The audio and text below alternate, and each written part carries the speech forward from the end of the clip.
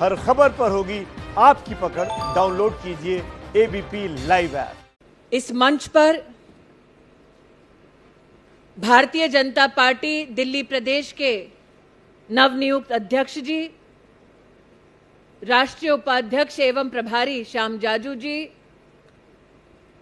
राष्ट्रीय मंत्री एवं सह प्रभारी दिल्ली तरुण चुग जी, हम सब गौरवान्वित हुए हैं कि आज डिजिटली इस वर्चुअल रैली के माध्यम से हम आभार व्यक्त करते हैं उस दिल्ली के सांसद को जिन्होंने नरेंद्र मोदी के नेतृत्व में राष्ट्र की स्वास्थ्य सुविधाओं को सशक्त किया है, बल दिया है।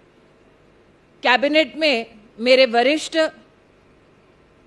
डॉक्टर हर्षवर्धन जी का आज दिल्ली के कार्यकर्ताओं की ओर से विशेष अभिनंदन करना चाहूंगी। कुलजीत चहल जी उल्लेख कर रहे थे कि मैंने अपना पहला चुनाव जीवन का चांदनी चौक से लड़ा, और जब वो चुनाव मैंने लड़ा तब प्रदेश के मुखिया डॉक्टर हर्षवर्धन हुआ करते थे।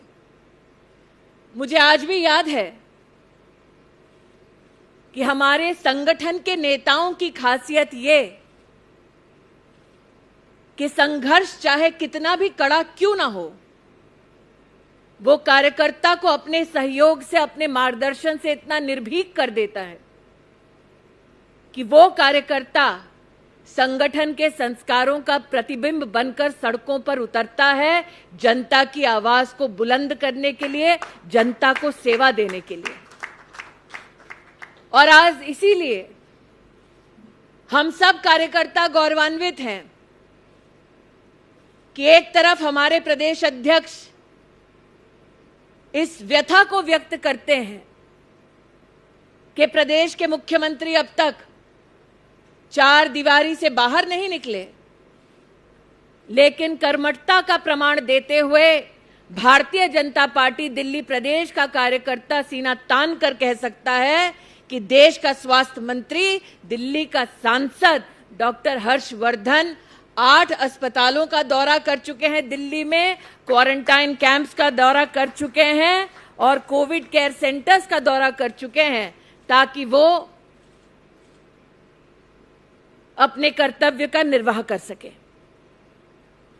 आज इस वर्चुअल रैली के माध्यम से केंद्र और प्रदेश में हमारे वरिष्ठ नेता अनिल जैन जी, हमारे वरिष्ठ सांसद एवं विधायक और पार्षद जुड़े हैं, लेकिन संग ही आज इस संवाद की श्रृंखला में जुड़ा है वो कार्यकर्ता जो निडर होकर भी इन विषम परिस्थितियों में किसी गली मोहल्ले में फीड द नीडी कार्यक्रम के अंतर्गत गरीब से गरीब जनमानस तक अपनी सेवाएं पहुंचा रहा है। वो कार्यकर्ता चाहे भारतीय जनता पार्टी के संगठन के माध्यम से या सामाजिक संस्थाओं के साथ खड़े होकर, डटकर जन जन को जो सेवा दे रहा है, आज उस कर्मठ कार्यकर्ता को इस मंच से मैं प्रणाम करती हूं, आपके प्रति अपना आभार व्यक्त करती हूं। अध्यक्ष जी, आपने और दिल्ली प्रदेश संगठन के कार्यकर्ता ने राष्ट्रीय अध्यक्ष नड्डा जी के नेतृत्व में दिल्ली में 1 करोड़ से ज्यादा जरूरतमंदों तक फीड द नीडी कार्यक्रम के माध्यम से भोजन जो उपलब्ध कराया है, ऐसा कार्यकर्ता हमारा इन विषम परिस्थितियों में मां अन्नपूर्णा का स्वरूप बना है। लगभग 10 लाख मास्क मात्र देश की राजधानी में भारतीय जनता पार्टी के कार्यकर्ता ने सेवा बस्तियों में गरीबों के बीच में बांटा। 38 लाख सैनिटाइजर की बॉटल्स उपलब्ध कराई, विशेष उनको जिनके परिवारों में आर्थिक चुनौतियां थी। इसीलिए आज जब श्याम जी ने कहा जहां और कोई कम वहां हम, इस निश्चय को फलीभूत करने के लिए दिल्ली प्रदेश भारतीय जनता पार्टी और कार्यकर्ता अभिनंदन के पात्र हैं। जो स्वयं दिल्ली में जन्मी हूं, इसलिए यह कहना भी मेरे लिए दुखदाई है कि जब लाइनों की लाइन लगती है पार्थिव शरीरों की निगमबोध घाट पर, तो कहीं ना कहीं मन विवश होता है। इसलिए आज अपने संगठन के माध्यम से मैं हर उस परिवार के प्रति संवेदना व्यक्त करती हूं जिसने किसी अपने को खोया है। आज अपने संगठन के माध्यम से मैं दिल्ली के हर उस नागरिक के प्रति मेरे संगठन का आश्वासन व्यक्त करना चाहती हूं कि 24 घंटे दिल्ली भारतीय जनता पार्टी प्रदेश का एक एक कार्यकर्ता आपकी एक आवाज पर आपके परिवार के साथ आपकी सेवा में उपस्थित हो जाएगा। वैश्विक महामारी कोरोना न्योता देकर, दस्तक देकर नहीं आई थी, लेकिन ये भारत का साहस है और भारत के प्रधानमंत्री का नेतृत्व है कि आज समाज भारत की सरकार के साथ एकजुट होकर इस चुनौती का सामना करने के न सिर्फ प्रयासों में सफल हुआ है, बल्कि जहां जहां चुनौती का अंतराल बढ़ता गया है, वहां वहां लोगों के साहस को भी मैंने बढ़ते देखा है। श्याम जी ने जैसे अपने उद्बोधन में उल्लेख किया, देश के प्रधानमंत्री ने अपील की जनता कर्फ्यू के माध्यम से कि ये वो जंग है जिसमें मात्र सरहद का सिपाही जीत हासिल नहीं करवा सकता। ये वो जंग है जिसमें हमारी गलियों में गश्त लगाने वाला पुलिस का अफसर हमें सुरक्षित नहीं कर सकता। ये वो संघर्ष है जिसमें डॉक्टर हो या नर्स हो, वो तो अपनी सेवाएं देंगे ही, लेकिन इस संघर्ष में हर व्यक्ति को सेनानी बनना पड़ेगा। ये आह्वान देश के प्रधानमंत्री नरेंद्र भाई मोदी ने किया। पहले पड़ाव में जनता कर्फ्यू का आग्रह दिया और आज मैं आभार व्यक्त करती हूं न सिर्फ देश की राजधानी बल्कि राष्ट्र के समस्त नागरिकों का, जिन्होंने समझा कि वैश्विक महामारी कितनी क्रूर है और इसको समझते हुए उन्होंने देश के प्रधानमंत्री का सहयोग दिया और जनता कर्फ्यू को सफल बनाया। देश के प्रधानमंत्री ने एक मानसिकता को विकसित किया कि हम इस वैश्विक महामारी के परिणामों को अपने समाज में, हमारी अर्थव्यवस्था पर समझें और एक संकल्प लें कि हिंदुस्तान के इतिहास में चुनौती चाहे कोई भी रही हो, हिंदुस्तान ने कभी घुटने नहीं टेके चुनौतियों के सामने, बल्कि चुनौतियां हिंदुस्तान के सामने परास्त हुई हैं। वही संकल्प हमें वैश्विक महामारी कोरोना के सामने भी दिखाना है। मैं आभार व्यक्त करती हूं प्रधानमंत्री जी का कि लॉकडाउन के घोषणा के साथ साथ गरीब कल्याण योजना 1,70,000 करोड़ की व्यवस्था को माननीय प्रधानमंत्री जी ने देश को समर्पित किया। यह घोषणा किसी को अचंभित करने वाली नहीं थी, क्योंकि आप सब जानते हैं साल 2014 में जब आप सब ने अपना आशीर्वाद नरेंद्र दामोदर दास मोदी को दिया, जब वो संसद की चौखट पर जाकर शीश झुकाकर उन्होंने अपने आप को देश का प्रधान सेवक घोषित किया, तब उन्होंने संकल्प लिया था कि ये गरीब कल्याण को समर्पित सरकार है। उसी का एक प्रतिबिंब लॉकडाउन के बाद गरीब कल्याण योजना के माध्यम से 1,70,000 करोड़ की व्यवस्था में हमें दिखा। 130 करोड़ से ज्यादा लोगों का ये देश, उस देश में कोई भी भूखा ना रहे, इस मंशा के साथ प्रधानमंत्री जी ने 80 करोड़ नागरिकों को 3 महीने का राशन दिलवाया। हमारी बहनों के हाथ में मां लक्ष्मी का थोड़ा दर्शन हो, इसलिए 20 करोड़ बहनों को गत 2 महीने में, अप्रैल और मई में, उनके बैंक के खाते में 20,000 करोड़ रुपया नरेंद्र मोदी की सरकार ने दिलवाया।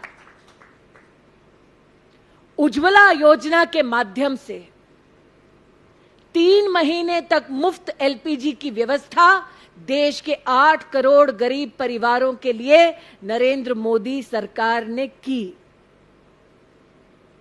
आज जिन व्यवस्थाओं का मैं उल्लेख कर रही हूं, वो व्यवस्थाएं मार्च 2020 में विकसित नहीं हुई। इस भविष्य की नींव रखी गई साल 2014 में, जब आप सबने मिलकर नरेंद्र मोदी जी को देश का प्रधानमंत्री बनाया। हम सबको याद है वो मंजर जब कांग्रेस के एक नेता ने कहा कि दिल्ली से 1 रुपया निकलता है तो देश के गरीब तक पहुंचते पहुंचते 10 पैसा हो जाता है। जिसने स्वयं जीवन में गरीबी देखी, उस नरेंद्र मोदी को पता था कि कांग्रेस के पैसे खाने के संस्कार को कैसे तोड़ना है, और इसीलिए जनधन खाते की शुरुआत की गई। जिस देश में गरीब को बैंक का दरवाजा खोलने की अनुमति नहीं दी जाती थी, उस देश में बैंक चलकर जनधन योजना का खाता खुलवाने गरीब के घर तक पहुंचा। इन 6 सालों में 38 करोड़ हिंदुस्तानियों का जीवन में पहली बार बैंक का खाता खुला। और मुझे याद है आज भी विपक्ष के नेता उपहास करते कि खाता खोलकर क्या होगा। आज मैं कहना चाहती हूं, पूछिए उन 20 करोड़ गरीब बहनों से जिनको मात्र इन 2 महीने में 20,000 करोड़ रुपया मिला है। भारत की तिजोरी से जो रुपया निकला सीधा उन गरीब बहनों के खाते में गया। आज अगर हम बात करते हैं इस वर्चुअल रैली की, तो मुझे याद है जब आह्वान दिया प्रधानमंत्री जी ने डिजिटल इंडिया का, तब कुछ लोगों ने कहा था कि डिजिटल इंडिया की बात करते हो, भारत में तो अभी भी ऑप्टिकल फाइबर कनेक्शन की चुनौती है। और आज ये वर्चुअल रैली अपने आप में इस बात का प्रतीक है कि वो आह्वान मात्र आह्वान बनकर नहीं रहा। आज डिजिटल भारत का जो सपना देखा था, उसको साकार करने का एक पृष्ठ भारतीय जनता पार्टी दिल्ली प्रदेश ने भी इस वर्चुअल रैली के माध्यम से उदाहरण हेतु राष्ट्र के सामने प्रस्तुत किया है। इस लॉकडाउन में, जैसे श्याम जी ने कहा, राजनीतिक दल की यह हकीकत है कि संपर्क और संवाद ही हमारी रीढ़ की हड्डी है। और कठिन होता है ऐसी विषम परिस्थितियों में जनता जनार्दन से रूबरू होकर कम से कम ढांढस बनाते हुए उनके पीठ पर हाथ न रखना, बहन को हाथ थाम कर ना उसकी मदद कर पाना थोड़ी बहुत चुनौती होती है। लेकिन ऐसे चुनौती भरे वातावरण में डिजिटली व्यवस्थाओं को सुदृढ़ करने की वजह से आज कई ऐसी व्यवस्थाएं हैं जिनका सफल उदाहरण मैं दे सकती हूं। हमारे देश में सगर्भा माताएं अस्पताल में जाकर अपने बच्चे को जन्म दें, यह राष्ट्र की 6 दशक पुरानी चुनौती रही है। और प्रधानमंत्री जी के नेतृत्व में मातृ वंदना योजना के चलते मैं इस बात का गौरव करती हूं कि सगर्भा माताओं को अब तक हमारी सरकार ने 5,000 करोड़ रुपए से ज्यादा की सुविधा कैश ट्रांसफर करके उनके बैंक के खाते में पहुंचाई, ताकि ऐसी माताएं अस्पताल की व्यवस्थाओं का लाभ ले सकें।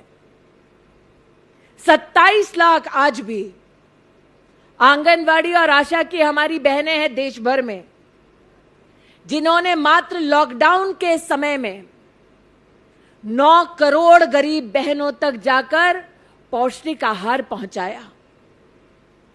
और आज संवाद और समन्वय की बहुत बड़ी चुनौती को पार करते हुए हम स्वयं देखते हैं कैसे देश के प्रधानमंत्री प्रदेशों के मुख्यमंत्रियों के साथ वार्ता करके प्रदेशों में जो चुनौतियां प्रस्तुत हो रही हैं, उन चुनौतियों का समाधान देने का प्रयास करते हैं।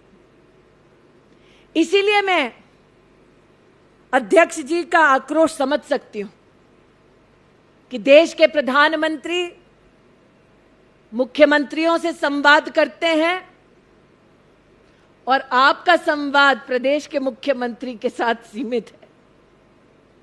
लेकिन जैसा श्याम जी ने कहा, हम इस सरकार के अधीन नहीं, हम अपने बलबूते पर जितना संभव हो जनता को सेवा दिलवाएं। और आज मैं दिल्ली की जनता को आश्वस्त करना चाहती हूं कि नरेंद्र भाई मोदी आपके साथ हैं और आगे भी कठिन परिस्थितियों में आपका साथ देते रहेंगे। आज मोदी 2.0 के 1 साल के बारे में कुलजीत जी ने विशेष उल्लेख किया, लेकिन यह सफर शुरू हुआ आज से 6 साल पहले और विजय गोयल जी जुड़े हैं इस संवाद के साथ, वरिष्ठ हैं हमारे संगठन में। अगर मात्र मैं 1 साल का ब्यौरा देती तो विजय गोयल जी कहते कि स्मृति, तुमको जो हमने संगठन में सिखाया वो भूल गई। भूलो मत कितना संघर्ष गया है वर्षों का आज इस परिस्थिति तक पहुंचने के लिए। भूलो मत कि विजय गोयल हो, डॉक्टर हर्षवर्धन हो, डॉक्टर अनिल जैन हो, विजेंद्र गुप्ता हो, सड़कों पर कितने हमारे नेता और कार्यकर्ताओं ने लाठी खाई है, क्योंकि हमारा कार्यकर्ता शान से कहता कि जहां हुए बलिदान मुखर्जी, वो कश्मीर हमारा है। और इसीलिए आज मैं भूलूंगी नहीं वो मंजर, जब धारा 370 हटाने के लिए भारतीय जनता पार्टी का एक एक सांसद लोकसभा और राज्यसभा में हमारे माननीय गृह मंत्री और प्रधानमंत्री जी के भाषणों को सुन रहे थे। वो सांसद के नाते नहीं, कार्यकर्ता के नाते इतिहास को अपने सामने बनते देख रहे थे। और इतिहास को बनाने के लिए वर्षों से जिन कार्यकर्ताओं ने लाठी खाई, जिन कार्यकर्ताओं ने संघर्ष किया, आज इस मंच से धारा 370 के हटने के बाद उनके बलिदानों के प्रति भी मैं अपना शीश झुकाती हूं। श्याम जी ने और गुप्ता जी ने सही कहा। कई बार तरुण भैया भी मुझसे कहते कि मजाक उड़ाया जाता भारतीय जनता पार्टी के कार्यकर्ता का, कि कहते बहुत हो कि मंदिर वहीं बनाएंगे लेकिन तारीख नहीं बताएंगे। और जहर का ये घूंट भाजपा का कार्यकर्ता पी लेता, क्योंकि हम जानते कि ये विषय देश की कोर्ट में लंबित है। संवैधानिक मर्यादा में रहने के बावजूद आज जब मर्यादा पुरुषोत्तम राम के नाम को समर्पित एक भव्य मंदिर के निर्माण की व्यवस्था को हम अपने सामने साक्षात देखते हैं, तो एक पल उस संघर्ष में भी जिन लोगों ने बलिदान दिया, जिन लोगों ने लाठियां खाई, जिन लोगों ने परिश्रम किया, उनको भी अभिनंदन देते हैं। लेकिन एक विशेष आभार जनता जनार्दन को कि सामाजिक समरसता बनाकर यह सपना साकार हुआ है। नरेंद्र भाई मोदी ने जब शपथ ली तो कहा कि मेरा धर्म भारत का संविधान है और उस संविधान को, उस देश को जब जब चुनौती का सामना करना पड़ा, तब तब हर चुनौती पर समाधान देने के लिए तत्पर रहे हैं हमारे देश के प्रधानमंत्री। मैंने कई वर्ष चांदनी चौक में हर्षवर्धन जी, विजय गोयल जी और ओपी भी शायद आज जुड़े हुए, ओम प्रकाश जी, उनके साथ चांदनी चौक में बिताए। और जब ये सारे बड़े चांदनी चौक में अथवा दिल्ली में मुस्लिम बहनों के साथ हम लोग वार्ता करते, तो वो कभी ये नहीं स्वीकार करते कि 3 तलाक का कानून उनके लिए हकीकत बन पाएगा। और आज वो न्याय जो हमने इन बहनों को दिलवाने में सफलता हासिल की है, उस सफलता के लिए, उस अन्याय को मिटाने के लिए और मुस्लिम बहनों को सम्मान दिलवाने के लिए, कुप्रथा को खत्म करने के लिए नरेंद्र मोदी जी का मैं चांदनी चौक भारतीय जनता पार्टी की पूर्व कैंडिडेट होने के नाते विशेष आभार व्यक्त करती हूं। लेकिन कई ऐसी चुनौतियां हैं जिन्हें वर्षों वर्ष हमने देखा और समाधान की आशा में हमने संघर्ष भरे दिन बिताए। एक चुनौती बिजली की। आज एक पत्रकार के माध्यम से ज्ञात हुआ है कि इस वर्चुअल रैली को दिल्ली के हर एक नागरिक तक पहुंचाने की व्यवस्था में यमुना पार भी एक गांव में ऐसी व्यवस्था की गई है जिस गांव में वर्षों से बिजली की समस्या थी। जब नरेंद्र मोदी को आप सबने आशीर्वाद देकर देश का प्रधानमंत्री बनाया, उन्होंने संकल्प लिया कि हर घर तक बिजली हम पहुंचाएंगे। 2.5 करोड़ परिवारों को जीवन में पहली बार बिजली का कनेक्शन इन 6 सालों में मिला है। उनके घर में उजाला हुआ है, उसके लिए अभिनंदन, नरेंद्र मोदी जी का आभार। और आशा करती हूं कि वो प्रदेश की सरकार जो किसी ना किसी अखबार में अपना इश्तिहार देकर अपनी राजनीति को रोशन करते हैं, वो यमुना पार उस गांव की भी बिजली की समस्या का निवारण करेंगे। सही कहा प्रदेश अध्यक्ष जी ने। अनाधिकृत कॉलोनियों की समस्या तो वर्षों वर्ष से एक राजनीतिक मुद्दा बनी हुई थी, लेकिन नरेंद्र भाई मोदी ने उसे सामाजिक मुद्दे के ढांचे में स्वीकार करते हुए बिना राजनीति के, राष्ट्रनीति के संकल्प के साथ उसका समाधान दिया। दिल्ली के सभी नागरिकों को, विशेष उन अनाधिकृत कॉलोनी में रहने वाले नागरिकों को मेरी ओर से अभिनंदन है। आजादी के 70 साल बाद भी दूषित पानी कई परिवारों के लिए एक चुनौती है और प्रधानमंत्री जी का संकल्प है कि हर घर तक नल हम पहुंचाएंगे और 25 करोड़ परिवारों को पाइप से पानी दिलवाएंगे।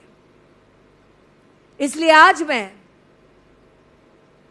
दिल्ली में, देश में, चाहे वो घर की व्यवस्था हो, चाहे वो जल की व्यवस्था हो, अथवा 20 लाख करोड़ के पैकेज की घोषणा के माध्यम से राष्ट्र को आत्मनिर्भर बनाने का मोदी जी का संकल्प हो, इस राष्ट्र यज्ञ में सबको आह्वान करती हूं कि आप मोदी जी के नेतृत्व में अपना सहयोग दें, अपना आशीर्वाद दें।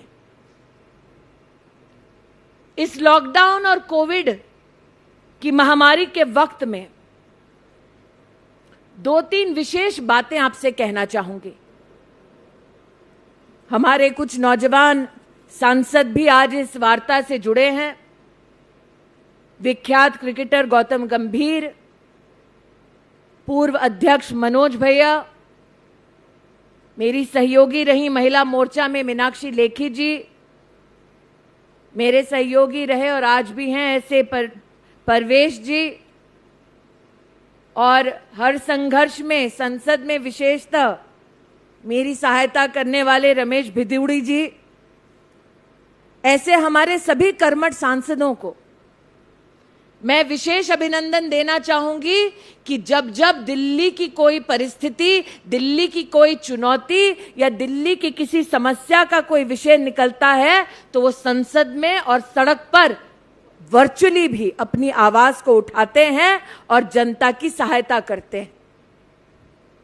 और इसी संस्कार का एक उदाहरण ये भी कि जल थल नभ के माध्यम से इस वैश्विक महामारी में भी जनता को घर तक पहुंचाने का या घर पर लौटाने का काम नरेंद्र मोदी जी की सरकार ने किया है। 11 जून तक का आंकड़ा है कि वंदे भारत कार्यक्रम के माध्यम से 1,75,000 हिंदुस्तानियों को, चाहे वो फ्लाइट हो या नेवल शिप हो, हिंदुस्तान अपने अपने घरों में पहुंचाया गया है। 9 जून तक का आंकड़ा है 4,300 श्रमिक ट्रेनों के माध्यम से देश के 60 लाख हमारे श्रमिकों को उनके परिवारों तक, उनके गांव, उनके शहर तक पहुंचाया गया है। लेकिन ये संख्या अपने आप में आने वाली चुनौतियों का एक संकेत देती है। इन्हीं चुनौतियों से जूझने के लिए नरेंद्र मोदी जी ने एमएसएमई का 3 लाख करोड़ का विशेष पैकेज घोषित किया है। आज मैं सभी सांसदों, सभी विधायकों, सभी पार्षदों से आग्रह करती हूं, आपके नेतृत्व में, चाहे वो दिल्ली का स्ट्रीट वेंडर हो, चाहे वो बहन हो जो सेल्फ हेल्प ग्रुप में सेवा देती है, चाहे वो छोटा व्यापारी हो, इस 3 लाख करोड़ के पैकेज की व्यवस्थाओं और सुविधाओं के बारे में आप अपनी क्षेत्र की जनता को अवगत कराएं। और प्रदेश अध्यक्ष जी से मेरा आग्रह है कि आप स्वास्थ्य की दृष्टि से तो हेल्प डेस्क शुरू कर ही रहे हैं, लेकिन जानकारी की दृष्टि से भी इस हेल्प डेस्क में अगर इस अंश को जोड़ दें तो मुझे लगता है दिल्ली की प्रतिभाशाली जनता को, नौजवानों को बहुत मदद प्रदेश के संगठन से मिल सकती है। मैं आज दिल्ली के कार्यकर्ताओं को इस वर्चुअल रैली के माध्यम से अपील करना चाहती हूं। राष्ट्र की जनता ने एक पारदर्शी और परिश्रमी सरकार की अपेक्षा हमसे की। हम उस अपेक्षा पर हर दिन खरा उतरने का प्रयास करते हैं। राष्ट्र ने एक निर्णायक सरकार मांगी। नरेंद्र मोदी जी के नेतृत्व में वो निर्णायक सरकार राष्ट्र की जनता को प्राप्त हुई। लेकिन राष्ट्र की जनता हमारे संगठन से भी ये अपेक्षा रखती है कि जितनी सार्थकता से हम, जितनी संवेदनशीलता से हम जनता के मध्य में दे रहे हैं सेवा अपनी, वो सेवा हमारी निरंतर चलती रहेगी। सेवा आयुष्मान भारत की जो संकल्प था नरेंद्र मोदी जी का कि 10 करोड़ गरीब परिवारों को मुफ्त में चिकित्सा मिलेगी, दिल्ली ने तो उसको स्वीकारा नहीं, लेकिन फरवरी में डॉक्टर साहब मुझे करेक्ट करेंगे, उन्होंने स्वीकार लिया, चलो देर आए दुरुस्त आए। आयुष्मान भारत की व्यवस्था और सेवा दिल्ली में कितने लोगों को मिल सकती है, वो जानकारी भी जनता के सम्मुख अगर हम प्रस्तुत करें तो मुझे लगता है जनता को उस जानकारी से भी बहुत लाभ होगा, क्योंकि वो नरेंद्र भाई की इस योजना से वर्षों तक वंचित रहे हैं। अब उन्हें इसका सीधा लाभ मिलने की तैयारी है, तो दिल्ली की जनता को ये लाभ ऐसी विषम परिस्थितियों में मिले, इसमें हमारा सहयोग होगा, ऐसा मेरा विश्वास है। 6 साल की ये यात्रा एक अनंत यात्रा का अभिन्न अंग है। वो यात्रा जिसकी प्रेरणा पंडित दीनदयाल उपाध्याय जी से हम सबको प्राप्त हुई। वो यात्रा जिसका संस्कार ये कहता है कि जब तक अंतिम पंक्ति में खड़ा अंतिम व्यक्ति विकास की प्राप्ति ना कर ले, तब तक हमारा कार्य शेष है। और इस यात्रा में ये 6 साल शुरू का संघर्ष है। नरेंद्र मोदी जी ने अक्सर कहा है कि 70 साल रास्तों पर कई गड्ढे छोड़े गए हैं। ये भारतीय जनता पार्टी के कार्यकर्ता का सौभाग्य है कि हम उन गड्ढों को, जिसको कभी कॉमनवेल्थ के घोटाले ने खोदा, कभी कोयले के घोटाले ने खोदा, उन गड्ढों को हम विकास के परिणामों के साथ भरें।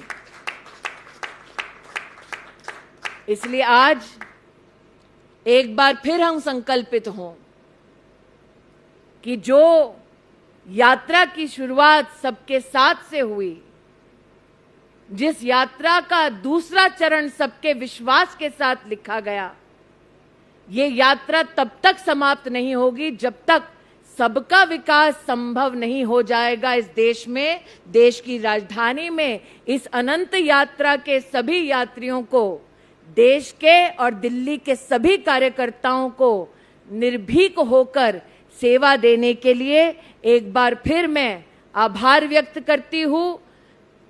उनकी अनुपस्थिति में हमारे राष्ट्रीय अध्यक्ष नड्डा जी, पूर्व अध्यक्ष अमित भाई को अभिनंदन देती हूं कि हमारी प्रदेश की इकाइयों के माध्यम से इस प्रकार के अनोखे संवाद की जो शुरुआत की है, वो निसंकोच हर घर तक हमारे प्रयासों को, हमारी प्रतिबद्धता को पहुंचाएगा।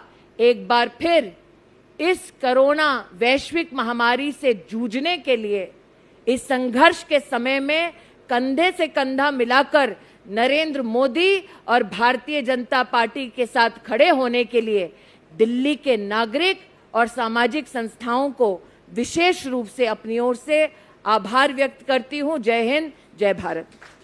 एबीपी न्यूज आपको रखे आगे।